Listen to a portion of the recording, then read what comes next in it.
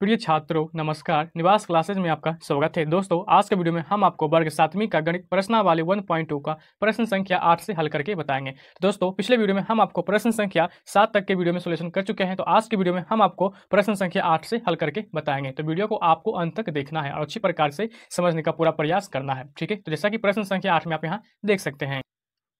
तो जैसा कि प्रश्न संख्या 8 में है, निम्नलिखित सारणी को पूरा करें। ठीक है, तो दोस्तों यहाँ सारणी दिया गया है जो कि यहाँ x के मान दिया गया है और इधर के मान का संख्या दिया गया है। ठीक है, तो आपको इस सारणी में भरना है इस खाली स्थान में क्या आंसर आएगा। ठीक है, तो आपको यहाँ अच्छी प्रकार से समझना है। दोस्तों यहाँ पे क्या है, x का मान जो पहले क्या दिया गया है -2 है और इसमें क्या है 0। तो बस आपको इसमें क्या करना है कि -2 गुना 0 करना है। ठीक है, जब आपको -2 गुना 0 कीजिएगा तो इसका आंसर क्या आएगा दोस्तों, 0 ही आएगा, क्योंकि 0 से गुना करने पे 0 आएगा। ठीक है, उसके बाद अब आपको -3 से गुना करना है 0 में, तो दोस्तों यहाँ भी इसका मान क्या आ जाएगा, 0 आ जाएगा। ठीक है, तो यहाँ भी आपको क्या रखना है, 0 ही रखना है। अब यहाँ से -4 गुना 0 में करना है तो फिर से यहाँ भी क्या आएगा, 0 ही आएगा। ठीक है, और -1 गुना करेंगे 0 में तो क्या आएगा, 0 ही आएगा। ठीक है, उसके बाद 5 गुना 0 करना है तो क्या आएगा, 0 ही आएगा। मतलब किसी भी संख्या से, चाहे वो धन में हो चाहे वो ऋण में हो, अगर वो 0 से गुना होगा तो इसका आंसर क्या आएगा, सभी 0 ही आएगा। ठीक है, उसके बाद अब आपको यहाँ -2 गुना -1 करना है, तो माइनस से माइनस खत्म, 2 गुना 1 करेंगे तो क्या आएगा, 2। तो बस आपको यहाँ 2 लिख देना है। ठीक है, -3 गुना -1, फिर से यहाँ से माइनस माइनस कैंसिल। ठीक है, तो 3 गुना 1 करेंगे तो यहाँ पे आएगा क्या, 3 आएगा। ठीक है, तो इस तरह से आपको लिख देना है। उसके बाद -4 गुना -1, तो यहाँ भी आएगा 4 आएगा। ठीक है, तो यहाँ आपको लिखना है 4, क्योंकि माइनस माइनस कट जाएगा। ठीक है, उसके बाद -1 गुना -1 है। ठीक है, तो माइनस माइनस कट जाएगा। ठीक है, और 1 गुना 1 कीजिएगा तो 1 ही आएगा, तो यहाँ 1 आपको लिखना है। 5 गुना -1 करना है तो प्लस है और ये माइनस का है, जब प्लस और माइनस गुना कीजिएगा तो क्या जाएगा, माइनस में ही आएगा। ठीक है, इसलिए 5 गुना 1 करेंगे तो -5 आएगा, तो आपको यहाँ -5 लिखना है। ठीक है, इसी तरह से -2 में गुना करना है, फिर से -2 में। ठीक है, तो यहाँ आपको लिखना है -2 गुना -2, तो 2 दूनी कितना हो जाएगा, 4। ठीक है, तो अब आपको यहाँ पे लिखना है 4, चूँकि माइनस माइनस दोनों है तो यहाँ पे होगा प्लस में। ठीक है, तो आपको इसी तरह से सभी खाली तालिकाएं में भर लेना है गुना करके। ठीक है, मैं आशा करता हूं कि प्रश्न संख्या आप 8 अच्छी प्रकार से समझ गए। आप चाहें तो इसका स्क्रीनशॉट ले सकते हैं। ठीक है, इसी तरह से प्रश्न संख्या 9 को हल करेंगे, जैसा कि प्रश्न संख्या आप 9 देख सकते हैं। ठीक है, तो जैसा कि प्रश्न संख्या 9 में आप देख सकते हैं, निम्नलिखित में से कौन सत्य है और कौन असत्य। दोस्तों यहाँ पे सत्य और असत्य के रूप में जवाब देना है, मतलब कौन सा सही है और कौन सा लेख गलत है, यही आपको इस तालिका में भरना है। तो जैसा कि प्रश्न 1 में है, -20 का योज प्रतिलोम 20 है, क्या ये सत्य है या असत्य है। तो दोस्तों -20 का योज प्रतिलोम 20 ही होता है। ठीक है, तो यहाँ पे आपको क्या लिखना है, सत्य, मतलब यहाँ पे टिक लगा देना है क्या, सत्य का, इस प्रकार से। ठीक है, उसके बाद प्रश्न 2 में है, किसी पूर्णांक का योज प्रतिलोम प्राप्त करने के लिए उसमें 0 से गुना करते हैं। ठीक है, तो यहाँ पे आपको जवाब देना है असत्य। दोस्तों यहाँ पे जो योज प्रतिलोम दिया गया है, प्रश्न 1 में भी दिया गया है योज प्रतिलोम, ये सारे चीज़ का जो आपको जानकारी पिछले वीडियो में दे चुके हैं। ठीक है, अगर आप इस चीज़ को नहीं समझ पा रहे हैं तो आप पिछले वीडियो में जाकर इस चीज़ को समझ सकते हैं। ठीक है, तो यहाँ पे आपको जवाब देना है। पुनः प्रश्न को रिपीट करते हैं। ठीक है, कि किसी पूर्णांक का योज प्रतिलोम प्राप्त करने के लिए उसमें 0 से गुना करते हैं। ठीक है, तो इस रूल के हिसाब से, इस कथन के अनुसार से ये हो जाएगा असत्य, मतलब ये गलत होगा। ठीक है, इसलिए आपको यहाँ पे गलत का निशान लगा देना है। ठीक है, नेक्स्ट प्रश्न संख्या 3 में है, यहाँ लिखा हुआ है 5 ऋण पूर्णांकों का गुणनफल धन पूर्णांक होता है। ठीक है, क्या ये सही है, मतलब 5 ऋण, मतलब कि -5 को अगर हम गुना करते हैं, ठीक है, तो क्या वो धन संख्या आएगा, मतलब प्लस में आएगा उसका मान, जैसा कि आप यहाँ देख सकते हैं। ठीक है, अगर यहाँ पे हम मान लीजिए कि -5 से गुना करते हैं कोई भी संख्या में, ठीक है, मान लीजिए 5 करेंगे तो क्या इसका आंसर आ जाएगा, प्लस में आएगा। तो यहाँ दोस्तों यहाँ माइनस में और ये प्लस में, जब इसको माइनस प्लस से गुना करेंगे तो आंसर तो माइनस में आएगा। लेकिन यहाँ प्रश्न में क्या दिया गया, धन पूर्णांक होता है, इस अनुसार से ये क्या हो जाएगा, गलत आएगा, क्योंकि यहाँ तो माइनस में आ रहा है।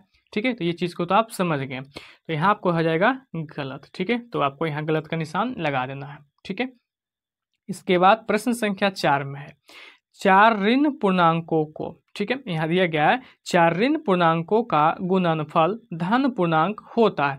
यहाँ 4 ऋण पूर्णांक का दिया गया है, ठीक है, यानी कि 4 को मान देगा जो आपको वो ऋण में होगा, जब उसको गुना करेंगे तो वो जाएगा धन में आएगा, मतलब प्लस में आएगा। तो हाँ दोस्तों, यहाँ पे क्या हो जाएगा, सत्य हो जाएगा। तो आपको यहाँ क्या लिखना है, टिक लगाना है सत्य का। अब ये 4, मान लीजिए कोई भी संख्या अगर यहाँ देखिए लिख देते हैं, जैसे कि 2 माइनस का गुना -2 गुना -2 गुना -2, 4 को बोला गया है यहाँ पे दोस्तों ऋण पूर्णांकों का, ठीक है। 1 2 3 4 हमने यहाँ पे ले रखा है। अब देखिए यहाँ से minus minus plus minus minus plus, 2 दूनी 4, 4 दूनी 8, 8 दूनी 16, मतलब इसका आंसर आएगा प्लस में 16।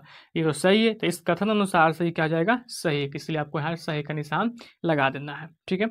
अब यहाँ 5 में है -4 गुना 1, जब इसको गुना कीजिएगा तो क्या ये -4 आएगा। तो दोस्तों यहाँ तो आपको दिख रहा है कि माइनस और प्लस से जब गुना करते हैं तो माइनस में ही आंसर आया था, जो कि ऑलरेडी माइनस में ही है, इसलिए यहाँ पे जो मान दिया गया है सही है। तो आपको यहाँ पे करना सही का निशान लगा देना है, ठीक है। नेक्स्ट प्रश्न संख्या 6 में है -5 गुना 0। अब यहाँ पे पहले ही बता चुके हैं कि दोस्तों 0 से कोई भी संख्या, चाहे वो धन में हो चाहे वो ऋण में हो, अब उसको गुना करते हैं तो उसका आंसर 0 ही आता है। इसलिए यहाँ पे क्या दिया गया है, ये सत्य है, इसीलिए आपको यहाँ क्या करना है, सही का निशान लगा देना है, ठीक है। दोस्तों मैं आशा करता हूँ कि आप प्रश्न संख्या 9 भी अच्छी प्रकार से समझ गए, ठीक है। इसी तरह से प्रश्न संख्या 10 को हल करेंगे, ठीक है। तो जैसा कि प्रश्न संख्या 10 में है, निम्नलिखित में पूर्णांकों के गुना में सही कथनों के आगे सही का निशान लगाइए। मतलब यहाँ से लेके यहाँ तक की भाषा का अर्थ हुआ कि जो कथन अगर सही है तो उसमें सही का निशान लगाना है, तथा गलत कथनों को ठीक करके लिखिए, और जो गलत है उसको ठीक करके आपको लिखना है, ठीक है। तो ये भाषा के अनुरूप में दिए गए प्रश्न समझ गए। अब चलिए इसको हल करते हैं और जांच करते हैं, ठीक है, कौन सत्य है और कौन असत्य है। तो जैसा कि प्रश्न संख्या 1 में है +2 गुना -3 तो बराबर -6। दोस्तों क्या ये सही है, तो 3 गुना 2 करेंगे दोस्तों तो यहाँ 6 आ जाएगा, ठीक है। लेकिन ये माइनस में और ये प्लस में है, तो प्लस और माइनस जब गुना होता है तो साइन माइनस का ही आता है, इसीलिए इस कथन के अनुसार से ये प्रश्न क्या हो जाएगा, सही हो जाएगा, ठीक है। तो बस आपको यहाँ पे सही का निशान लगा देना है, क्योंकि ये प्रश्न क्या है, सही है, ठीक है। उसके बाद प्रश्न संख्या 2 में है -4 गुना +8, यहाँ भी माइनस है और ये प्लस है, जब संख्या को गुना करेंगे तो 8 चौक 32 आएगा, ठीक है। तो क्या ये सही है दोस्तों, यहाँ प्लस में दिया गया है, ठीक है, और ये आएगा क्या, माइनस में आएगा, ठीक है, इसलिए क्या ये गलत है, ठीक है। तो आपको यहाँ सिर्फ क्या लिख देना है, -32, ठीक है, क्योंकि माइनस और प्लस गुना होगा तो माइनस में आएगा, इसलिए आपको यहाँ लिखना है क्या, -32, ठीक है। उसके बाद प्रश्न संख्या 3 में यहाँ दिया गया है -2 गुना -2, तो माइनस माइनस प्लस हो जाएगा गुना होने पे, ठीक है, इसलिए 2 दूनी 4 आएगा, इसलिए प्लस में यहाँ दिया गया है, इसलिए ये क्या है, सही है, ठीक है। प्रश्न संख्या 4 में है +3 गुना +4, 4 तिया 12, लेकिन यहाँ पे क्या है दोस्तों, माइनस में, इसलिए यहाँ पे सिर्फ आपको लिखना है प्लस का 12 आएगा, क्योंकि गुना करने पे प्लस ही आंसर आएगा, ठीक है। इसलिए यहाँ पे गलत दिया हुआ है, इसलिए आपको यहाँ गलत का साइन लगा देना है। तो जैसा कि प्रश्न संख्या 11 में है, किसी हिमीकरण ठंडा, ठीक है, प्रक्रिया में कमरे के तापमान को 40 डिग्री सेंटीग्रेड से 5 डिग्री सेंटीग्रेड प्रति घंटे की दर से कम करने की आवश्यकता है, ठीक है। दोस्तों यहाँ तक के प्रश्न को आपको अच्छी प्रकार से समझना है, तभी आप भाषा वाले क्वेश्चन को अच्छी तरह से हल कर सकेंगे, ठीक है। यहाँ दिया गया है कि किसी कमरे का जो तापमान है, ठीक है, वो पहले से कितना है, 40 डिग्री सेंटीग्रेड से इसमें क्या करना है, 5 सेंटीग्रेड से तापमान को क्या करना है, कम करना है, ठीक है। तो उस प्रक्रिया के शुरू होने के 10 घंटे बाद कमरे का तापमान क्या होगा, मतलब इसमें 5 डिग्री सेंटीग्रेड घटाने पे अब जाकर उसमें कितना डिग्री सेंटीग्रेड की प्रतिक्रिया का तापमान होगा कमरे में, ठीक है। दोस्तों यही चीज़ आपको ज्ञात करना है, तो इसको कैसे ज्ञात करना है, चलिए हम आपको ज्ञात करके दिखाते हैं और आपको वहाँ पे अच्छी प्रकार से समझना है, ठीक है। तो चलिए इसको हल करके दिखाते हैं। तो दोस्तों प्रश्न के अनुकूल आपको पहले कॉपी पे इस तरह से प्रश्न को भाषा लिख लेना है, जैसे कि लिखें पहले प्रश्न से, ठीक है। कमरे का तापमान 40 डिग्री सेंटीग्रेड बुक में दिया गया था और बुक में बताया गया कि प्रति घंटे कम करने का तापमान 5 डिग्री सेंटीग्रेड दिया गया है। तो दोस्तों उसमें अब ज्ञात करना है कि 10 घंटे बाद कमरे का तापमान कितना हो जाएगा।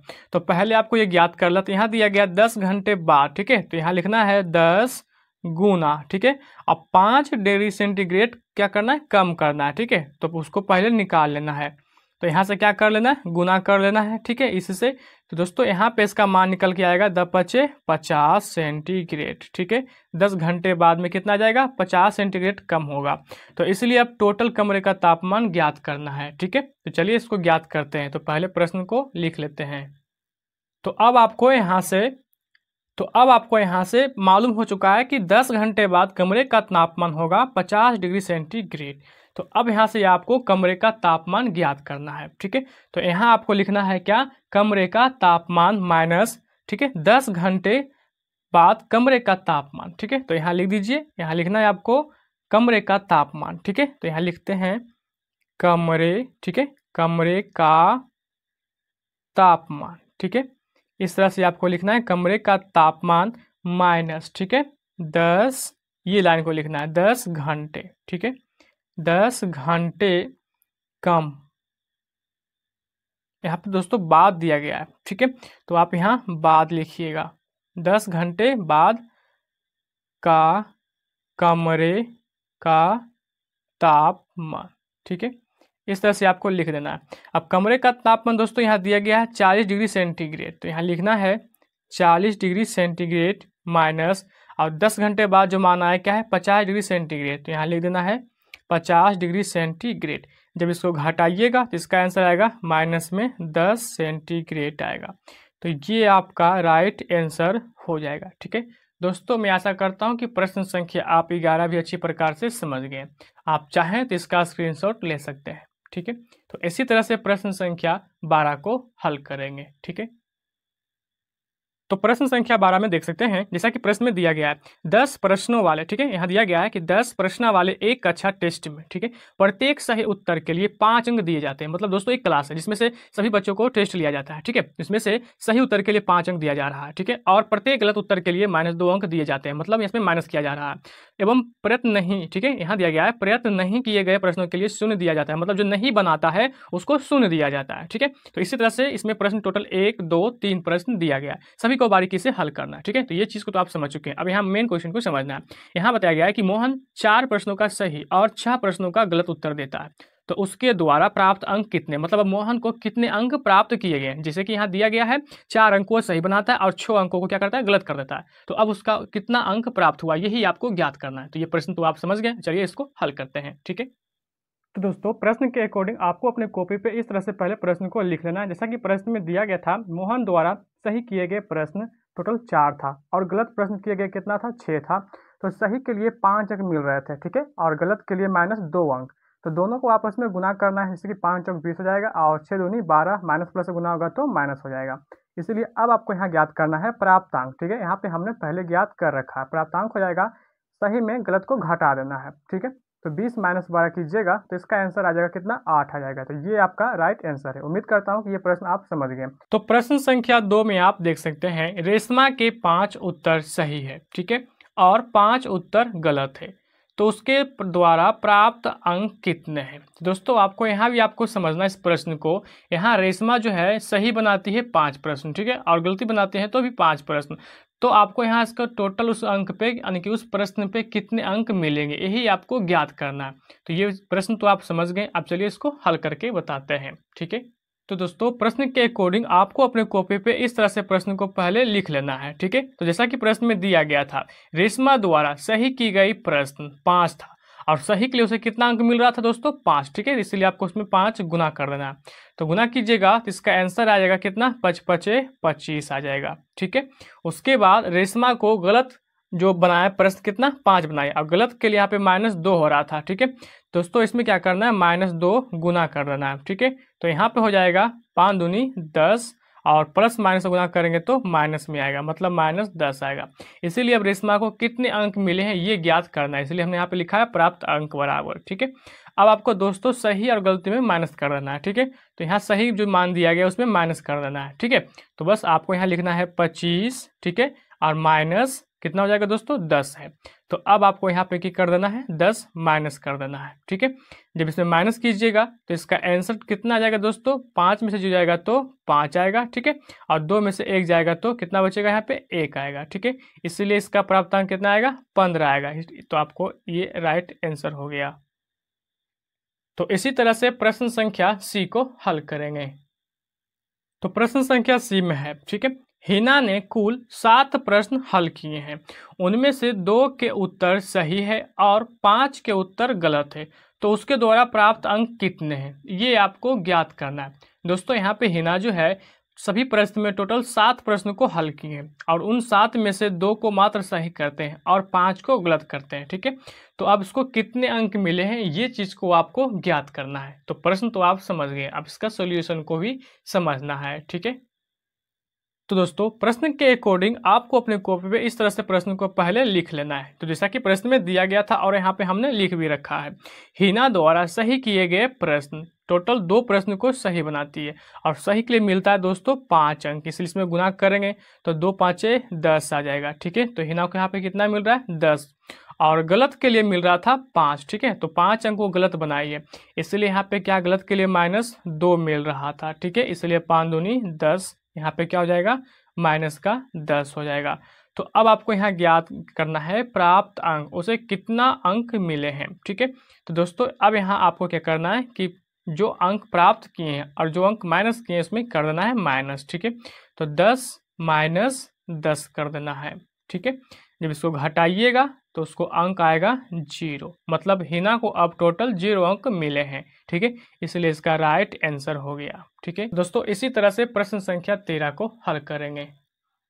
तो जैसा कि प्रश्न संख्या 13 में आप देख सकते हैं, यहाँ दिया गया है एक सीमेंट कंपनी को सफ़ेद सीमेंट बेचने पर 8 रुपये प्रति बोरी की दर से लाभ होता है। मतलब दोस्तों यहाँ दिया गया कि एक सीमेंट की कंपनी है जो यहाँ पे सीमेंट को बेचती है, मतलब कि सफ़ेद सीमेंट को बेचती है, ठीक है। तो उसको बेचने पर 8 रुपये प्रति बोरी की दर से उसको लाभ होता है, ठीक है। और यहाँ दिया गया है कि और स्लेटी रंग की सीमेंट बेचने पर उसे 5 रुपये प्रति बोरी की दर से हानि होती है। तो इस प्रश्न के कथन के अनुसार आप इस चीज़ को समझ चुके हैं। अब इसका ए और बी इसमें दिया गया है, मेन क्वेश्चन को आपको समझना और हल करना है। यहाँ दिया गया है किसी महीने में वह कंपनी सफ़ेद सीमेंट की 3000 बोरियां और स्लेटी सीमेंट की 5000 बोरियां बेचती है, तो उसको लाभ हुआ अथवा हानि, ये आपको ज्ञात करना है, ठीक है। तो आपको प्रश्न के अकॉर्डिंग अपनी कॉपी पे प्रश्न को पहले इस तरह से लिख लेना है। तो जैसा कि प्रश्न में दिया गया था, आपको यहाँ पुनः समझा देते हैं, ठीक है।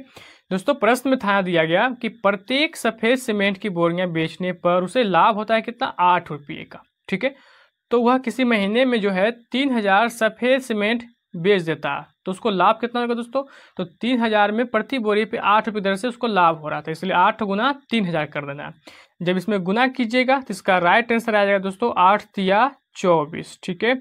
और इस पर टोटल 3 0, मतलब इसको इतना का क्या होगा लाभ होगा। और उसी में क्या था कि स्लेटी सीमेंट की बोरियां बेचने पर उसे हानि हो रही थी और हानि के लिए 5 रुपये प्रति बोरी पे, ठीक है। इसीलिए दोस्तों यहाँ हो जाएगा, आप यहाँ लिख सकते हैं कि 5000 स्लेटी सीमेंट बेचने पर हानि बराबर, ठीक है। तो 5 गुना 5000, अब यहाँ आपको गुना कर देना है, तो 5 5 25, ठीक है। और इस पर 000, तो यहाँ पे उसको क्या आ रहा है 25,000 रुपया जो है लॉस हो रहा है, मतलब हानि हो रहा है। तो अब बताइए इस स्लेट जो इसमें सीमेंट तैयार कर रहा है, मतलब सीमेंट की कंपनी को लाभ हो रहा है या हानि, यही तो आपको ज्ञात करने का आ गया। तो दोस्तों इस प्रश्न के सॉल्यूशन से आप समझ सकते हैं उसको लाभ हो रहा है 24,000 रुपया और हानि हो रहा है 25,000 रुपया। तो आप समझ ही गए कि इसका आंसर क्या होगा। तो आपको लिख देना है कंपनी को हानि हुई है, ठीक है।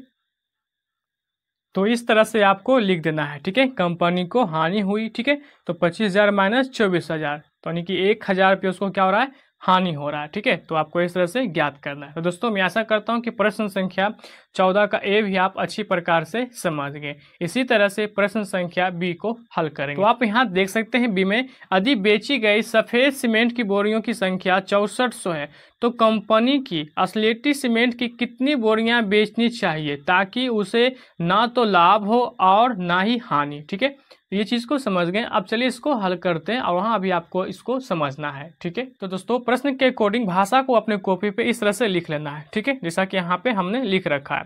प्रश्न में दिया गया था सफेद सीमेंट की बोरियों की संख्या 6400 था, ठीक है, और उसमें क्या हो रहा था दोस्तों, लाभ कितने को हो रहा था, 8 रुपये से हो रहा था प्रत्येक बोरी पे, इसलिए यहाँ पे दोस्तों 8 से गुना कर देना है, ठीक है। तो दोस्तों पहले डबल जीरो को डबल जीरो लिख देना है, 8 चौक 32 कैरी 3 और 8 चौक 48 और 3 कितना होगा दोस्तों, 51। तो आपको यहाँ लिखना है क्या, 51, यानी टोटल आएगा क्या, 51,200 आएगा, ठीक है, इस प्रकार से। और यहाँ पे दिया गया है कि स्लेटी सीमेंट में प्रत्येक बोरी पर हानि 5 रुपये हो रहा था, ठीक है, प्रत्येक बोरी पे कितना हो रहा है, 5 रुपये हानि हो रहा था। इसीलिए अब आपको ज्ञात करना है कि बोरियों की संख्या, मतलब यही आपको प्रश्न में बताया गया था कितनी बोरी स्लेटी सीमेंट को बेची जाए ताकि उस कंपनी को ना ही लाभ हो और ना ही हानि हो। तो बोरियों की संख्या दोस्तों ज्ञात करने के लिए टोटल बोरी की संख्या कितना आ गया, 51,200। इसी में आपको भागा देना है 5 रुपये की हानि के हिसाब से, ठीक है। तो चलिए यहाँ पे आपको कर देना है 51,200, ठीक है, और बटा 5, ठीक है, इतना से आपको इसमें भागा दे देना है दोस्तों। 5 एकम 5 हो जाएगा, ठीक है, अब 5 दूनी 10, डबल संख्या के लिए पहले 0, फिर 2 बेरी में 10, 2 बचेगा, 5 चौक 20, फिर से लास्ट में 1 0 बच जाएगा। मतलब बोरियों की संख्या दोस्तों यहाँ पे आ जाएगा कितना, 10 2 4 0, ये इसका राइट आंसर है। तो दोस्तों 10,240 बोरियां बेचे जाएगा तो उस कंपनी को ना ही लाभ होगा ना ही हानि, मतलब उस कंपनी को बराबर में हो जाएगा। तो ये इसका राइट आंसर है। तो आप चाहें तो इसका भी स्क्रीनशॉट ले सकते हैं। नेक्स्ट प्रश्न संख्या 14 में देख सकते हैं, यहाँ दिया गया है एक विद्युत कंपनी प्रत्येक रंगीन टीवी पर 80 रुपये का लाभ कमाता है और प्रत्येक रेफ्रिजरेटर पर 60 रुपये का हानि होता है।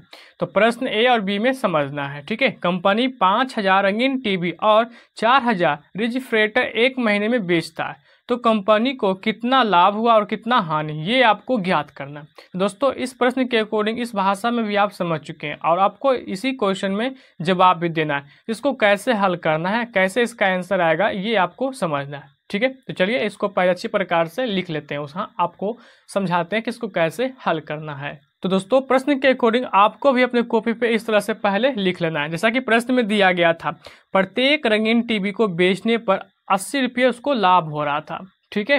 तो बताइए कि 5000 रंगीन टीवी बेचने पर उसे लाभ कितना होगा। तो दोस्तों 80 क्या कर देना है, गुना उसमें कर देना है, कितना में दोस्तों, 5000 में, ठीक है। तो यहाँ भी आपको लिखना है 5000।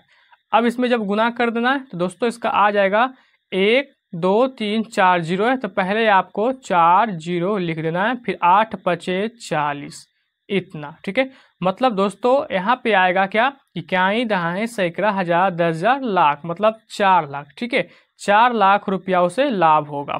तथा प्रत्येक रेफ्रिजरेटर बेचने पर उसे हानि हो रहा था, हानि के लिए 60 रुपये हो रहे थे, ठीक है, प्रत्येक बोर्ड। तो आप यहाँ समझ सकते हैं कि 4000 रेफ्रिजरेटर बेचने पर उसे कितना लाभ होगा, यही आपको ज्ञात करना था, ठीक है। तो यहाँ पे हानि क्या हो रहा था दोस्तों, 60 रुपये। तो आपको यहाँ भी कर देना इसी तरह से 60 गुना, ठीक है।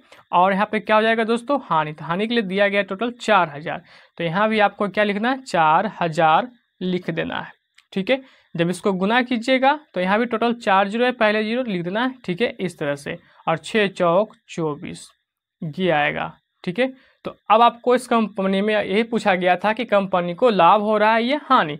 दोस्तों आप समझ सकते हैं कि लाभ हो रहा है यहाँ पे 4 लाख, ठीक है, और यहाँ पे क्या हो रहा है, यहाँ समझ सकते हैं कि हाँ हानि जो हो रहा है कितना हो रहा है, 2,40,000, ठीक है। तो अब बताइए कि यहाँ पे लाभ हुआ या हानि हुआ। तो आप समझ चुके हैं, तो यहाँ आपको लिखना है कि इस सौदे में कंपनी को लाभ हुआ है।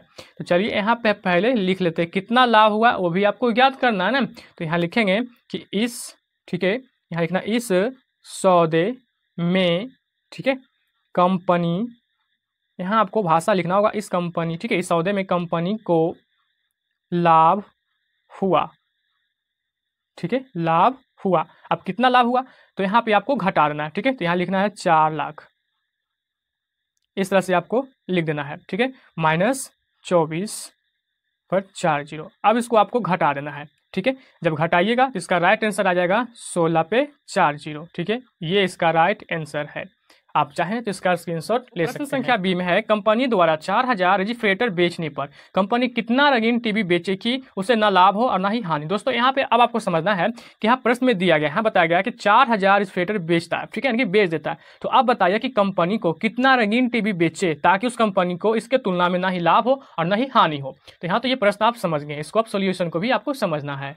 तो दोस्तों प्रश्न के अकॉर्डिंग यहाँ पे आप देख सकते हैं कि प्रश्न में लिख लिया गया है कि 4000 टेलीविजन बेचने पर उसे हानि कितना हो रहा था दोस्तों, 4000, और हानि के लिए उसमें कितना 60 रुपये दिया गया था, जैसा कि आप प्रश्न के सोल्यूशन में भी आप यहाँ देख सकते हैं, ठीक है, जहाँ यहाँ दिया गया था, ठीक है। तो उसी तरह से बी में भी आपको समझना है दोस्तों, यहाँ पे पहले ही लिख दिए, ठीक है। तो 4000 गुने 60 कर दिए, ठीक है, तो उसको गुना करने पे कितना आएगा 24, यानी कि 2,40,000 रुपये, ठीक है। तो आपको संख्या पर कि कितने रंगीन टीवी बेचे ताकि कंपनी को ना ही लाभ हो और ना ही हानि, ठीक है। तो इसलिए रंगीन टीवी की संख्या बराबर हो जाएगा, ठीक है, यहाँ आप समझ सकते हैं।